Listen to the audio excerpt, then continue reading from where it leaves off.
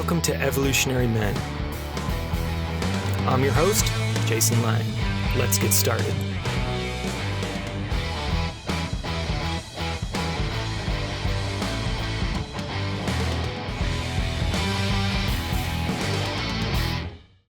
All right, and welcome back. So I am super pumped today to be joined by Amir Khalighi. He's a teacher, speaker, and guide devoted to awakening and aligning men to their soul's path. As the founder and lead facilitator of Embodied Masculine, he has spent over 3 decades walking alongside men, helping them reclaim their purpose, deepen their presence, and reconnect with the sacred within themselves, in relationship, and absolutely with the natural world. Since establishing Embodied Masculine in 2018, Amir's work has touched the lives of men across the globe through retreats, workshops, initiation programs, circles, and one-on-one mentorship. His approach is rooted in lived experience and shaped by years of study across multiple traditions, including Tibetan Tantra, shamanism, somatic healing, breathwork, and embodiment methodologies. These influences converge into a grounded and integrated path that supports men in shedding old identities, remembering their true nature, and standing in deep integrity with life. And I am super pumped to have you here, man, today. I've had the pleasure of sitting in circle with you and knowing you for a number of years now, and was very excited to reconnect. It's been a little bit since you and I have chatted, and thanks so much for coming. Mm-hmm. Well, thanks for the invitation. I said yes because I adore you, and I was excited to just spend an hour in conversation with you.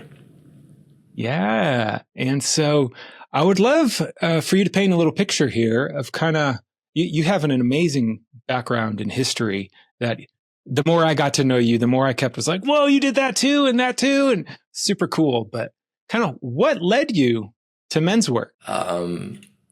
In short, not having a father. I think, our deepest wounds can turn to be the greatest gifts that we offer the world. And for me, that was the case. I had an absent father, raised by my mother as a single mother, raised me, and saw the world through her eyes. And I think intuitively at some point I knew that I needed to sever that in order to find my way. But there are no healthy ways to initiate. So I self-initiated through drugs and alcohol, created a lot of pain and chaos in doing that. But it did create that separation that I needed. And subsequently, I found my way into recovery at the age of 23. I'm 54 now. I was in that program, the AA program, for 24 years. But it was in that program where I started to really look for men that had what I didn't have. And what I didn't have was a sense of self. What I didn't have was a grounded sense of self. I remember meeting my first sponsor in that meeting, in that group, in the AA world. And there was something incredible about him. We met at Chili's in Northridge. This is many, many years ago. And I remember his daughter used to work there. And I was riddled in my head. I was all over the fucking place. I was like static, like moving around in static. And there was this guy who was just settled. He was settled in his seat, in his body. And the way that his daughter talked to him, I didn't have any relationship like that. I didn't have that kind of connection. So I started to look for men that had something that I wanted. And I couldn't verbalize it at that time. But looking back, I wanted to be around men that knew who they were and where they stood in the world and what their calling was, So I did a lot of work in the recovery world. I also found my way into martial arts. I needed to move a lot of energy, a lot of angst, a lot of that red energy. We can talk about that. Robert Bly talks about the 3 stages of masculinity, right? So, and I found my way into martial arts. I was in martial arts for 20 plus years and really exercised a lot of those energies and pains and demons on the mat. But it wasn't really until later on in life where I subsequently left the AA program consciously, just because I sensed my spiritual life starting to shrink. And so I stepped out. I stepped out into the unknown, and really, we can go into that, but that really that going into the darkness really birthed Embodied Masculine and what I do in the world today. Yeah, beautiful. And tell me a little bit about that moment, which I was privileged to kind of be part of, I think, to some extent. Yeah. When you shifted to this idea of not only being immersed in the work yourself, but of guiding men deeper into themselves and into their process. Like, was there a specific moment for you, or what was that transition? Yeah, you were there. So I'll talk about that. I have a firm belief that the clarity of purpose doesn't come through until we have really exercised some blockages within the body, within this temple body. If there's anything that has not been exercised that needs to be exercised, that is preoccupying a sense of our attention or consciousness, even if it's unconscious, it'll muddy the water around the clarity. And for me, I've done plenty of work in the AA program. I've done plenty of work in therapy. But what I hadn't experienced was somatic healing. I hadn't experienced somatic healing. So I was invited by my friend, our mutual friend, John, to come to one of his retreats in Panamint Valley. And I believe that was 2018. It's a while ago. And I was invited to teach, and I was also invited to participate. And of course, I'd known John since we were in our early 20s. And I think I said yes because I was curious about what the fuck is he doing? What is all that? What is he doing? When I came to that retreat, I wanted to be like, I'm going to pull your covers. Like, there was always a little suspicion about this world that he was involved in. And I got a lot more than I get brought. I received a lot more than I expected. And it was in two very deep practices that really I had a profound shift in my consciousness. One of them was a kind of a somatic release practice where the men hold you back and you. So I had these dormant charges around my mother and her second husband, and some physical abuse that went on, and where I bore witness, where I was frozen and I couldn't do anything at a very young age. I was like around 12. And I had an opportunity in that practice, to go back into that moment and re-experience the same frozenness, right? Because I'm still being held back. But this time, the energy was starting to get expressed that didn't get expressed. The rage, the all of that force that needed to go, that wanted to dismantle him, to deal with the situation. Like all of that, that lives in the cells of my body that wasn't exercised. And I remember when I finally collapsed, I was looking up and I saw all these men that were part of that practice. And it was almost like as if a prayer was answered. Like if I was the 12-year-old boy praying for help, it took that long to get to that moment where the prayer had come full circle, and I found the release. I found the angels that were looking down at me, being like, "We got you through this. So sorry that you went through that." And so that experience really moved a huge block for me, right? And the second experience was the God form practice that we ran, where I got in touch with an aspect of myself that I knew was me. And yet I was in practice, but then I had this experience of another version of me. I was having two experiences of me simultaneously. And I knew the distance between those two was my path. Yeah.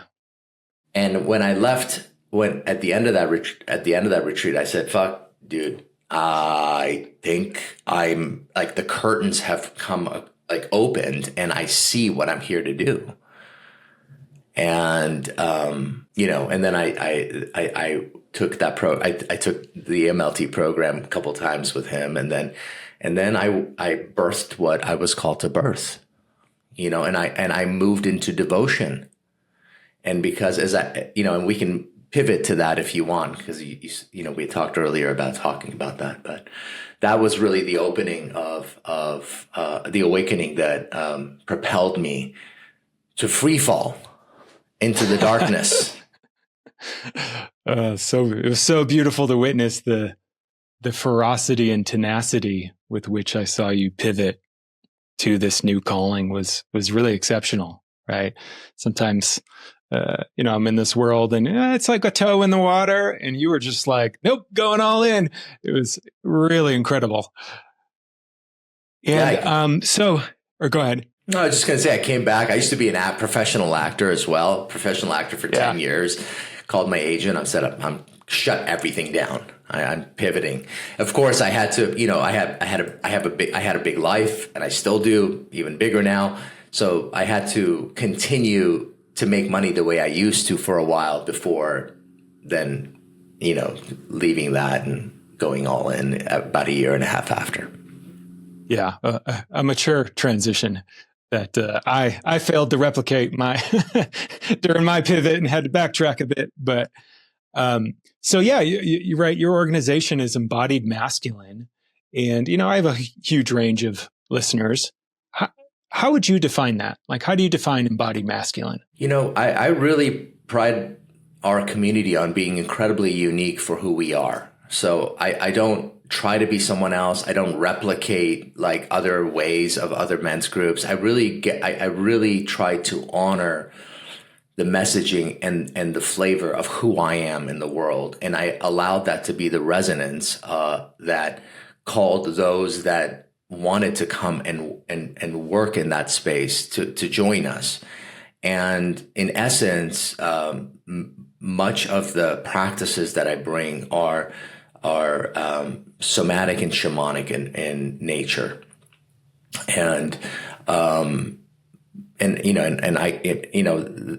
shamanism was not even in my periphery until about 8 years ago. And I was, practicing shamanism really in the closet for like 3 years by myself, like not talking to anybody. I was like, people are going to like judge me. And like, what are they going to think? So for a long time, and then until, I found a community where I did some training, like, for a year with someone, and it just felt like, okay, like this is who I am. This is who I am. So let it reverberate. Let me shine my flavor. Let my words be my words. I started, I started to really tune into the feminine essence of divinity as this was birthing, and we can go into that if you'd like.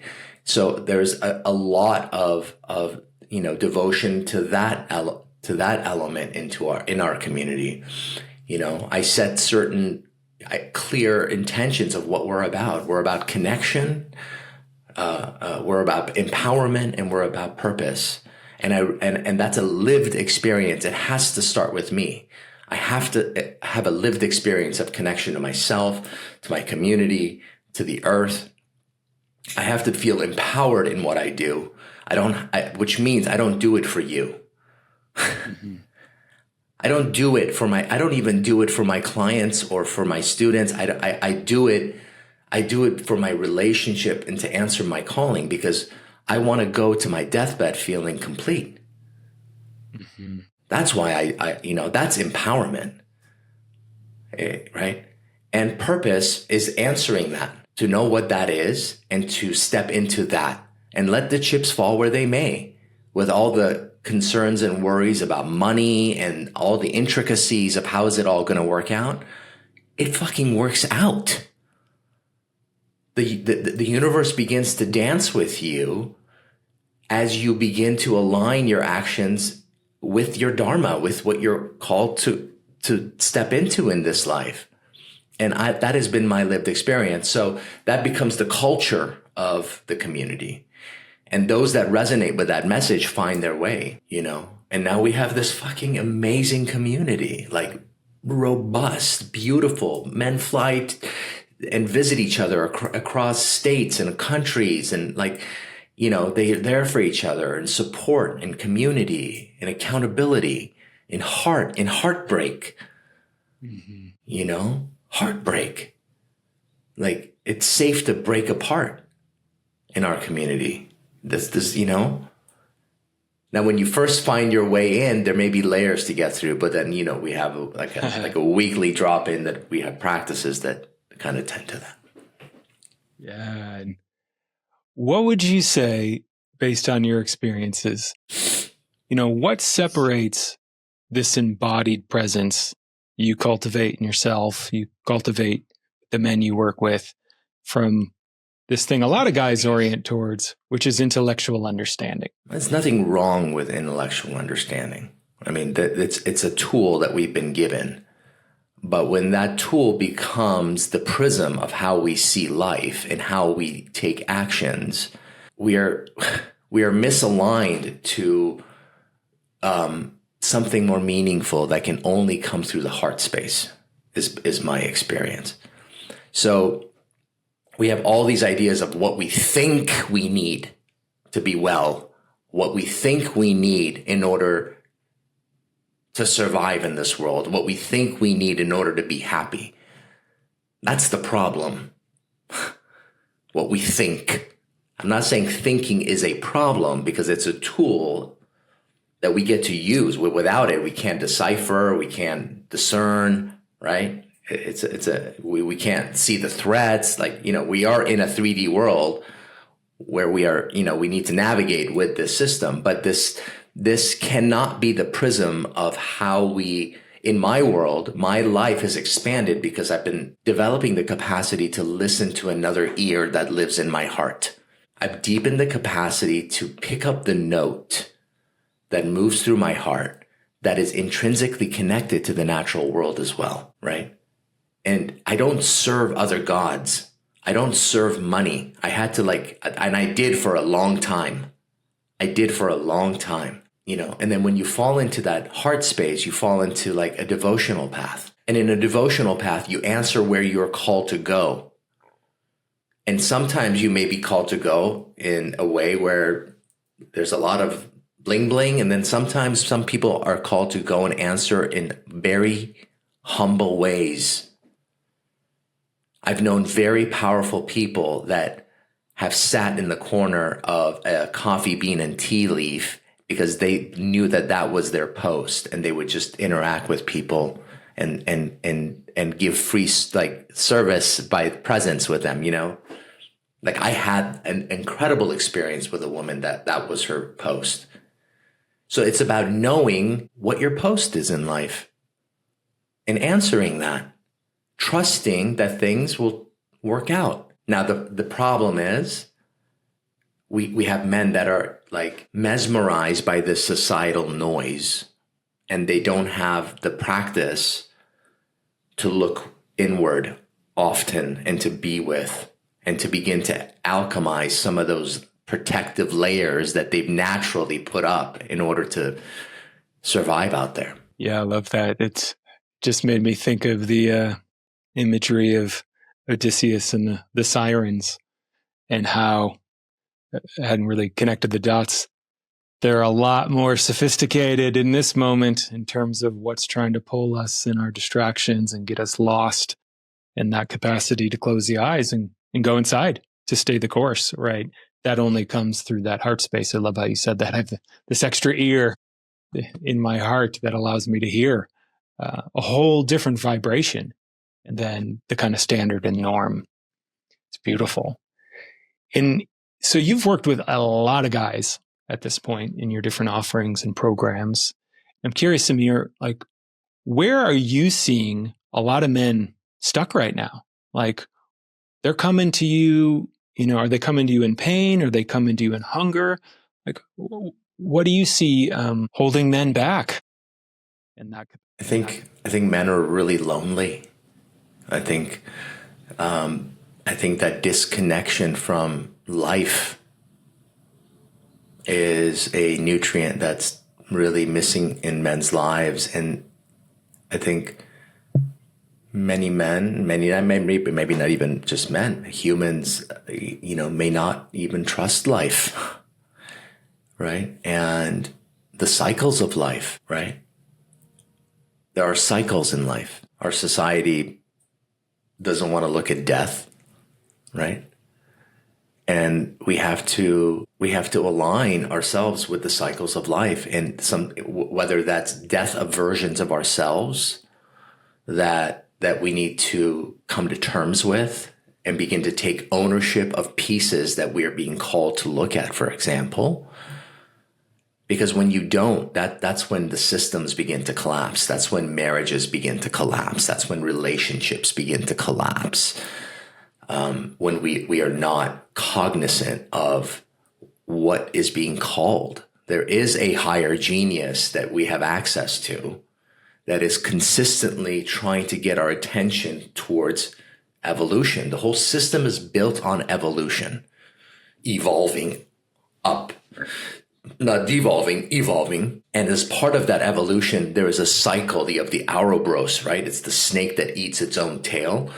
It is a cycle of birth, death, and rebirth constantly happening. And to coming into terms with, like, what is dead? What do I need to sit with? What do I need to mourn? What do I need to let go in order to allow the newness to begin? Like, men think they have to do it all. Mm-hmm. Like, it's all on me. It's actually not even about you. You're here for this beautiful experience, but you are a conduit of this whole evolution, whether it's evolving personally or within your family system or within your community. You are a part of something greater, and society has told men, you leave the house, you make it on your own. It's all up to you. You have to do it. Grind it out, right? And they're not awake to the network that's available to them, whether that's in a men's group or whether it is in their relationship to their own hearts or to the natural world. And once you begin to allow that to run through you, now don't get it twisted. There are layers and the work. When they say the work is coming to terms with everything that is getting in the way of that. That's the work, right? So if something is stopping you from speaking your truth, right, then that becomes your work for that moment, right? Whether it's expression, right? And once you fall into that, once life starts to move and you find your place in life, well, then you're living a fulfilling life, right? Then you just live. You live, right? So many men are pulled away from this very natural experience that happens, There is some other energy at play here that pulls men's attention for its own gain. Let's not get it twisted. There is a spiritual battle at play for the souls and attention of men and women. And what would you say, right? You laid out this beautiful history of recovery work and now the work you lead and you've experienced. How has sitting in community in a men's group, men's circles, men's initiations with other men, how has that, impacted you in your life? Well, to sit in circle, there's no hierarchy, really. In a real circle, everyone's equal. Now, I know my place in that circle. If I'm facilitating, then I'm holding the container. But I'm not better than anybody and I'm not below anybody. And for me, this path is about returning to an old way where the circle used to exist way before the vertical masculine or patriarchal line came through some 6,000+ years ago. So if I'm pulling back, that's what I see happening to masculinity. It's a return to this balanced way of being with self, the natural world, and community. This other way is unconscious, and it plows its way to take what it wants at any cost. And we can see that at play all around the world. You can see it in certain celebrities and the way they talk. You can see it in society. You can see it in leadership. I believe the evolution of masculinity is a return to the circle, right? It doesn't mean men aren't powerful. As a matter of fact, we're the ones that go out and fucking deal with the threats, right? But when we sit in circle, we are equal, right? And there's also a reclamation of the feminine rising back to take her rightful place, because she's been subjugated in this patriarchal system for thousands of years. Right? It's not about women trying to become like men to be equal.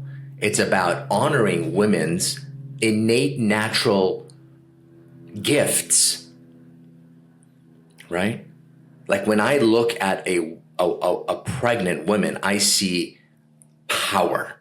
I see the chosen vessel for life to express and recreate itself. That should be held in awe and reverence, not controlled, put a burqa on it, right? Or try to pass laws to somehow control her behavior. So I also see, as part of men's work, true men in my world, if you are not addressing that, the way you relate to the feminine within your life, within even larger scopes, you're missing the point, right?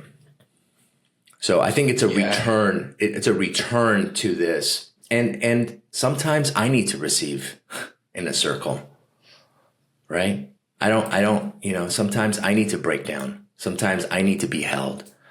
And I'm going through something like that. I'm going to keep it somewhat general, but you know my story. I mean, right now I'm receiving. I'm receiving.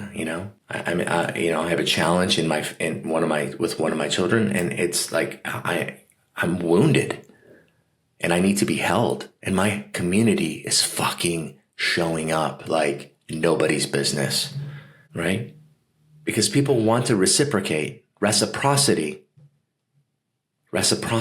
It's so key, and it's so beautiful to hear that, because part of why I wanted to address this in a talk with you is, one of the transmissions I get through your work and what you put out is this devotional energy to the feminine and its importance, which isn't necessarily present in a certain resurgence, let's say, of men's work right now. Andrew Tate, the red pill, the kind of subjugation, hierarchy, power over.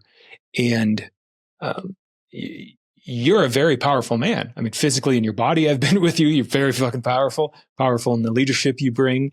And when you model that, it has an impact, right? And a transmission. And the fact, I love what you said about, you're in a place of receiving, because this is one of the things where I think those guys kind of lose the plot, is your capacity to receive is part of what makes you powerful, because then you don't have to stay hard and armored all the time, which wastes a shit ton of energy.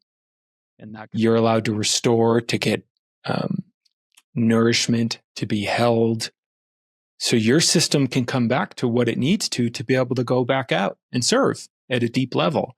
And that's something, I certainly see chronically malnourished in men. They don't, part of the awfulness of that patriarchy is not only is it dominating the feminine out in the world, but it teaches men to dominate that part inside of themselves, and they push it down, keep grinding over it. Bodies start to fall apart, autoimmune issues, depression, suicide. And those guys, I say, and there is a resurgence in the culture. Like, they don't have that capacity. I do not see them modeling that capacity. And it's something you've brought online so beautifully as a powerful man who is connected to his own feminine, the feminine in the world, from my experience, and also to see it live through, your artistry, right? You're a man of beautiful words and imagery, and, it comes through in some of your shamanic practices I've done with you that, I'm just like, yes, more, keep filling us up, man. Keep filling me up. Yeah, I think you're right. I'm going to go back to a question you asked, like, how do they come in? How do they find us? They come up, they come depleted from having the capacity to have the depth of that resonance, the capacity to explore I bring as many feminine practices as I do masculine practices because, if anything, that's the piece that men need to feel safe enough and begin to alchemize within themselves, within the practices that we bring, in all the ways that they were ashamed to shut that down, right? Any expression, any, right? So, and the number one complaint that women have about their men is, I can't feel him. Can't feel him because he can't feel him. He can't feel him. He doesn't know what he's feeling. He doesn't even, he could be even numb. So it is a reclamation of a part of your soul that you're going after in the work. It's part of the work. And the deeper you go in, the deeper the well, the more you explore the parameters of your own feminine expression, right? And masculine presence, the more well-rounded you're going to be as a human being. If your heart breaks when your heart needs to break, you are deepening your well of your heart. But if you shut the door on your heart from feeling and you collapse and you contract it at that state, first of all, you're not in life. You become an island unto yourself. You think you're safe, but you will end up miserable. You will end up feeling alone. We're not made to be individualized. We are interconnected beings, right? When something tragic happens, it's natural for our hearts to break. 800 years ago, Rumi said, let your heart break, break, break, and break, and break until it breaks open. You want to talk about strength? You tell me what's harder to experience. Is it the predator eating the neck of the deer, or is it the deer surrendering its body to the earth? And what experience takes more strength? Put your consciousness in that moment. Surrender your body to the earth, or take. Such potent imagery. Totally. Just got chills. A visceral way to illuminate that, I think. As I even let part of myself touch that right there comes that strong devotional energy to, wow, okay, whatever energetic in the world goes that way, I want to protect that and guide that and ease that and love that. Super potent. How do you balance, because this is a question I get a lot, right? How do you balance strength and vulnerability in leadership? Right? It's a buzzword these days, vulnerability. And, on the one side, a lot of guys, no, that's weak, right? Kind of like we're talking about. But we also don't want to flip to the other side of just total collapse. Right? Well, that's a great question, because when I speak of vulnerability, I don't talk about collapse. When I talk about vulnerability, I'm talking about the capacity to hold my own emotional body as it collapses within me, but I'm holding it. I still have presence. I am the one taking care of me. I am the one now, listen, the problem becomes when we outsource that all the time to someone else, right? Now you got a problem. You take care of me because I can't take care of my own emotional body. We see that in men's work, right? I used to have that years ago, right? And I had to learn, and I have a feminine emotional body, which means if I feel something, I feel it in every cell of my body. It's a gift, and it's not a curse, but it requires me to, on the emotional front, deepen my capacity to be able to hold my own feminine emotional body. The only reason we're saying it's just your emotional body, right? But to be able to hold that and be present with what is and be honest with what is moving through you, that is power. That is power, right? You're putting your heart in your hand and you're letting it be what it is. And if it's breaking, it's breaking.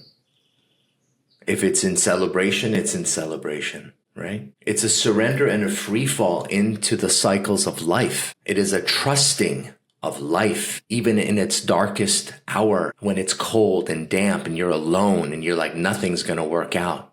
And this is the end. And to allow and to be able to be with that and allow the next flicker of light to come through, because it always does. The grass always grows through the cement, and sometimes it's beyond our understanding. Sometimes it's beyond our understanding. And sometimes we can get heady about it and not trust life. Why do children die in airplanes? Why do children die in war zones? Like, there are questions. If we tangle ourselves, we could get pulled out and get disconnected. But then my challenge to that is, what is your life lived experience in surrendering into letting something hold you?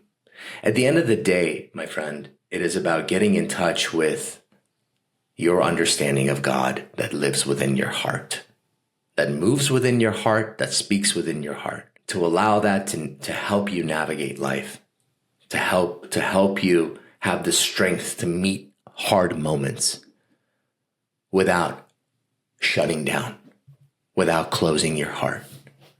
That's power. Yeah, that's real warriorship.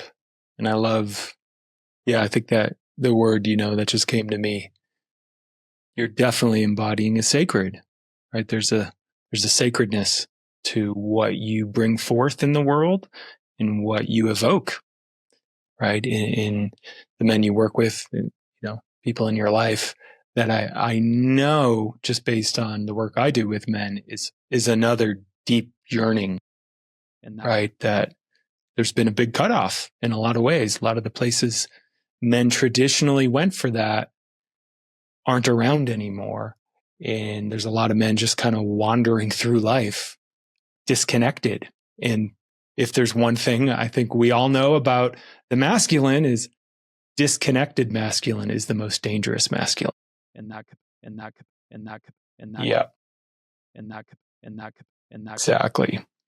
And that when we reconnect to that sacred, whether it's in another man's eyes, whether it's in devotion to the feminine, to the earth, to the planet, to God or spirit, something better tends to come forth through the eyes of the man standing in it. I pray that men's groups around the world really work with initiation in a right way. And in my experience, a successful initiation of a man is predicated on his awakening to the fact that life is not about him. It's not just about you, man. It's just, right? In indigenous cultures, the boy gets taken from the mother's bed. The mother knows this is going to happen. She's wailing. He's taken by the men, put through an ordeal. And when he comes out the other end, he meets a new version of himself, and he is welcomed into a community that takes action, that is in the highest service and the highest good of the community. Therefore, he finds his place in that community. Right? If he didn't get initiated, he'd think it was all about him. What the fuck is my thing? Why is this? Why, oh, God damn it. Right? So I think at the end, ultimately, men deeply desire to know their place and for them to take that place. And for you to be able to do that, that is purpose. And when you live and you take action from that, you're walking in the dark. The path has never been walked, right? you're trusting and free falling into a relationship with the divine when you live in alignment with your purpose. It doesn't mean everything's fucking rosy. Doesn't mean there's not going to be any pain. It doesn't mean, I mean that there is a gamut that, you know, your soul signed up for. Like, oh, I'll take that fucking one. I'll do that one. I'll come to the earth and have that experience. So it's about alignment, and it's about answering the call. But first and foremost, you know, I think men that are unhappy, they feel unfulfilled. They need to get curious, and they need to find their way to a men's group where other men will be like, dude, this is what I see. Yeah, couldn't have said it better myself, man. So glad to be on this journey with you and witness you continuing to deepen and expand in love with the gifts you're bringing to the world. And so for guys listening, what's the best way for them to keep up with you? Masculine.com would be a really good starting point. You can check, you know, just kind of get a feel for who we are and what we do in the world and our flavor of men's work. And maybe, you know, I'm not on Instagram a lot, but I have kind of it's not love hate because I don't love it, but I do, you know, I do post things once in a while, and it's you can stay connected that way as well. But I would say embodiedmasculine.com would be a good start. Yeah. And you can follow me on Instagram. That's fine too. It's the new, chop wood, carry water. Just gotta give myself over to the practice. I'm with you, man. Well, it's been such a pleasure, brother. Thank you so much for the time and all you've brought me personally in my life, and you continue to bring to the many, many men and people you serve in your work. You're welcome. Thank you so much for this invitation. It was really, really enjoyable to spend this time with you. All right, guys, until next time.